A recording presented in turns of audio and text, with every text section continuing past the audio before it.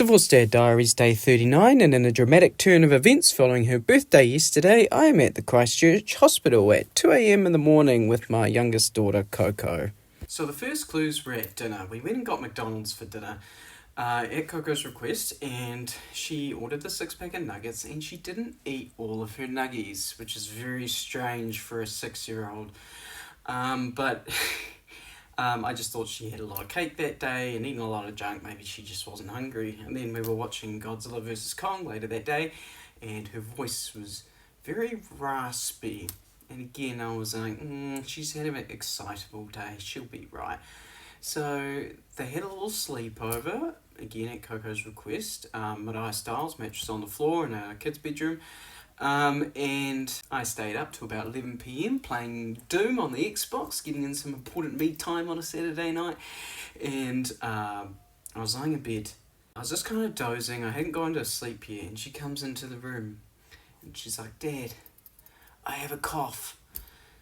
And I was like, you'll be right. Just do a big heavy cough, and then drink a bit of water and you'll be okay. And her cough sounded a bit funny, but I was like, thought nothing of it.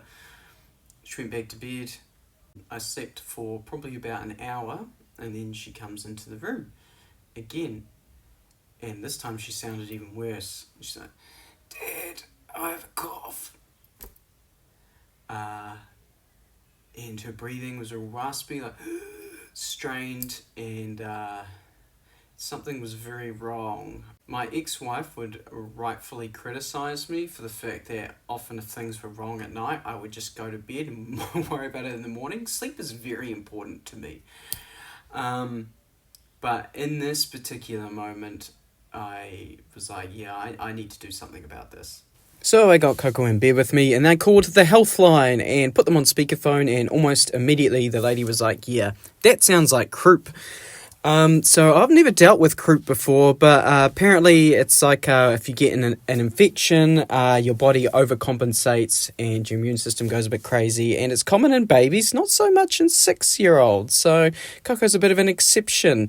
So we did a video call, and the lady said, yeah, she's breathing, but like to be safe, you might want to take her to the hospital because, if things get worse, call an ambulance. But, off I got into the car and straight over to the hospital.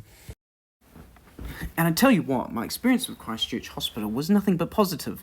We got in at 2:30 a.m. in the morning, popped over to the triage nurse. She said, "Yep, we'll send you to the children's ward." Popped over to reception, got some forms, went to the children's ward. They got her examined real quick. Nurse was like, "Yep, that's croup." Doctor comes in, "Yep, that's croup. Here's some steroids." It was only 4 hours between when we got there and when we left. And I don't think I've ever been to a hospital and been in and discharged within 4 hours. And I'm not surprised they did, because those steroids, they gave them to her and she pretty much slept the whole time. But you could hear it in her breathing, and within about an hour, she sounded fine. And now she's walking around the house like nothing happened. Meanwhile, it's like 8 a.m. in the morning, and I've had probably 2 hours worth of sleep at this point. So they had one of those reclining sofas, but you see, the thing is, I'm actually a bit of a belly sleeper, and I'm one of these weird people that you hear whispered about on dark corners of the internet who sometimes doesn't sleep with a pillow at all, just head straight on the mattress as nature intended. So, sleeping backwards comfortably with a headrest, not for me, thanks. But you see, at one point of the night, I'm sitting there, Coco's on the bed, she's fast asleep, I'm on my phone, just scrolling, and then the door opens, and it's the doctor coming in, and an hour's passed, and both my legs are numb and my shoulders sore, and the entire time the doctor was talking to me, I was sitting there slapping my leg because I had pins and needles in my leg. So, I at least got some sleep. It was a bit of a weird sleeping position, but hey, take what you can get.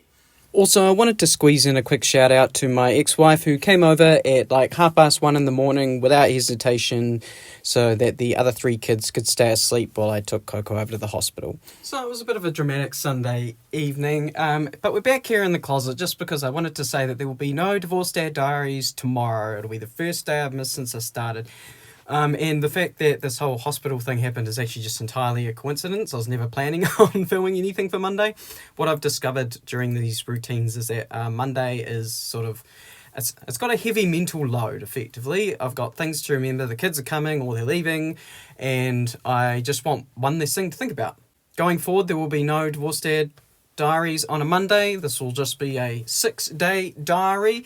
Whatever happens on a Monday, who knows? It'll be disappeared to the ether. If it's not recorded, it's not posted on TikTok, doesn't exist. No, but if something interesting happens on a Monday, I might just record it and post it on Tuesday.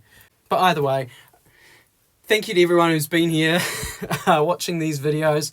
I've shouted out commenters a few times, but I'll take this opportunity to shout out all those quiet folk who've been watching since day one who've never commented. You're appreciated too. And as always, keep being awesome, and I will catch you on the flip side.